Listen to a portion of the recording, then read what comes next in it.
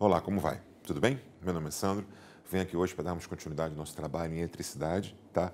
Eletrodinâmica, especificamente circuitos elétricos com geradores e receptores, tá? Essa questão aqui, ele fala apenas para você observar a princípio a figura e depois vem o comando da questão. Na figura ele colocou dois dispositivos elétricos, eu não sei se são geradores ou receptores, tá? E duas resistências que fazem parte, compõem esse meu circuito elétrico, tá? E um dos comandos da questão é justamente isso. É você, na verdade, a letra A, ele quer que você identifique qual é o gerador e qual é o receptor. Nesse trecho aqui, nesse contexto aqui, quem é o gerador, quem é o receptor, tá? E na letra B, sabendo quem é um, quem é outro, é determinar o sentido e a intensidade da corrente elétrica através desse circuito elétrico, tá? Então são duas questões, dois itens aqui para a gente poder analisar, para realmente fixar conhecimento, sedimentar conhecimento nesse contexto de geradores e receptores. Tudo bem até aí? Bem, vamos começar aqui analisando o item A, que ele quer saber quem é o gerador e quem é o receptor nesse circuito elétrico, ok? Vamos iniciar aqui mesmo.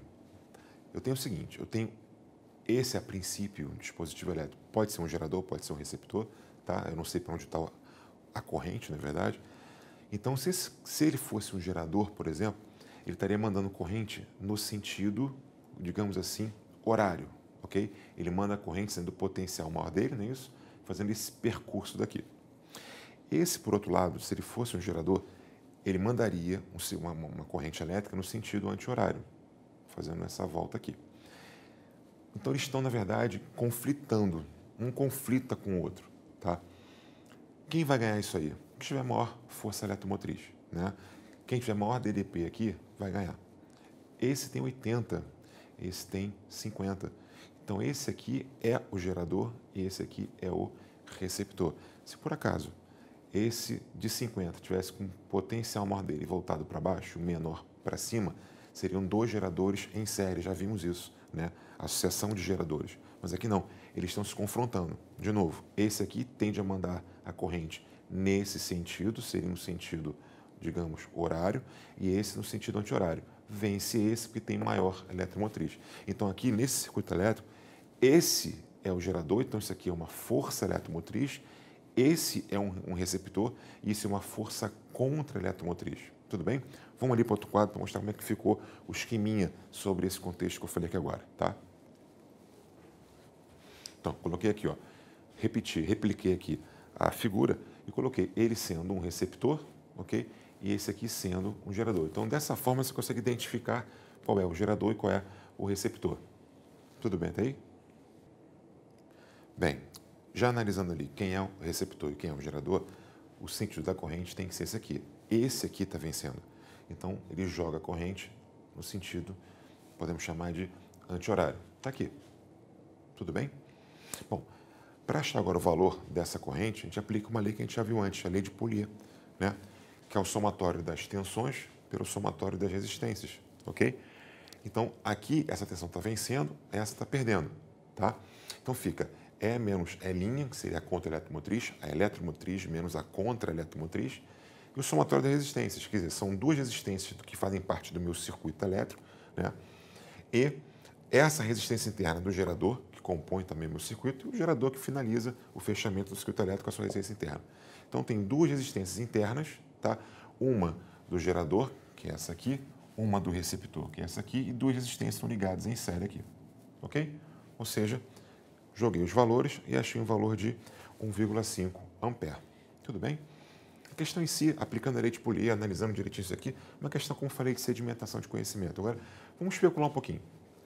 No sentido de especular, falando desse receptor. Digamos que eu invertesse a polaridade desse receptor, né? Eu trocasse aqui, botasse o polo negativo para cima, o positivo para baixo, e ele não estaria se confrontando com esse gerador. Pelo contrário, ele tentaria despejar uma corrente a favor da corrente desse aqui. Tá? Então seriam dois geradores. Vamos ver como é que fica? Uma linha do quadro, rapidinho. Bem, então está aqui, ó, eu inverti a polaridade. Tá? Aqui potencial menor, aqui potencial maior, então a corrente continua sendo nesse sentido, porque esse que já ganhava antes, só agora ele está a favor. Então ele virou, na verdade, um gerador. Então eu tenho dois geradores em sequencial. Tá? Aplicando de novo a lei de Poulier, ficaria a mesma coisa. tá? Só agora vai ter mais aqui, tudo bem? Então a corrente seria 6,5, até porque eu tenho 2 geradores lançando corrente para o circuito elétrico. Tudo bem até aí? Bem, agora vamos para uma segunda questão, tá? Um pouco mais elaborada, tendo que usar conhecimentos de lei dos nós, enfim, coisas que já vimos antes, já aplicada nesse conceito de circuito elétrico com gerador e com receptor, ok? Vamos lá. No circuito abaixo, o gerador, representado por eletromotriz e resistência interna, esse aqui. O receptor, com um tracinho, apóstrofozinho para diferenciar o receptor do gerador, tá? L', R'. E um resistor de resistência R. Estão em paralelo. Tudo em paralelo, ok? Bom, e aí vem o comando da questão. Determine o valor da corrente elétrica no gerador e no resistor, quer dizer, no gerador e no resistor, sabendo que o receptor é atravessado por uma corrente elétrica de intensidade de 3 A. Por aqui tem uma corrente de 3 A. Ele quer saber a corrente aqui no gerador e no resistor, tá? Aí fornecer os dados, né? Que seria a eletromotriz do gerador sendo 20 volts, a sua resistência interna valendo 1 ohm, a contra-eletromotriz, a força contra-eletromotriz do receptor valendo 10 volts e a sua resistência interna valendo 2 ohms. Tudo bem até aí? Bem, peguei agora aqui a figura da questão, reproduzi aqui para a gente possa analisar com calma esse gerador e esse receptor, tudo bem? Primeira coisa que tem que ver é o sentido da corrente, tanto no receptor quanto no gerador. Se isso aqui ele afirma que é um receptor, quer dizer, a questão fala que nesse ramal à extrema esquerda aqui, eu tenho um gerador, um ramal intermediário, eu tenho um receptor, e à extrema direita eu tenho aqui um resistor. Se esse aqui, de fato, é um receptor, a corrente tem que estar nesse sentido, não há outra hipótese. Por quê? Porque ele passa aqui, na sua contra-eletromotriz, de um potencial maior para um potencial menor. Então há um roubar, vamos dizer assim, de potencial quando a corrente passa pela contra-eletromotriz. Tudo bem, da mesma forma, com uma análise um pouco reversa, aqui é o gerador, só pode estar nesse sentido, passando do potencial menor para o potencial maior. Há um ganho de potencial ali, tá? Porque ele é um gerador. Então, não há a menor dúvida, a corrente nesse gerador tem que estar nesse sentido e nesse aqui, nesse outro sentido contrário ao do gerador. Tudo bem? É o que está acontecendo aqui no receptor. Bem, nós sabemos que a equação característica do receptor é essa aqui, tá? Nós sabemos quanto é que vale os elementos dele, a contra-eletromotriz e a sua resistência interna. É informado pela questão que, na verdade, a sua corrente elétrica vale 3 A. Então, o que eu fiz aqui? Substituir para achar DDP nos terminais do receptor. Tudo bem? Que vale 16 volts, tá? Só que essa DDP nos terminais do receptor é a mesma do gerador. Eles estão ligados em paralelo.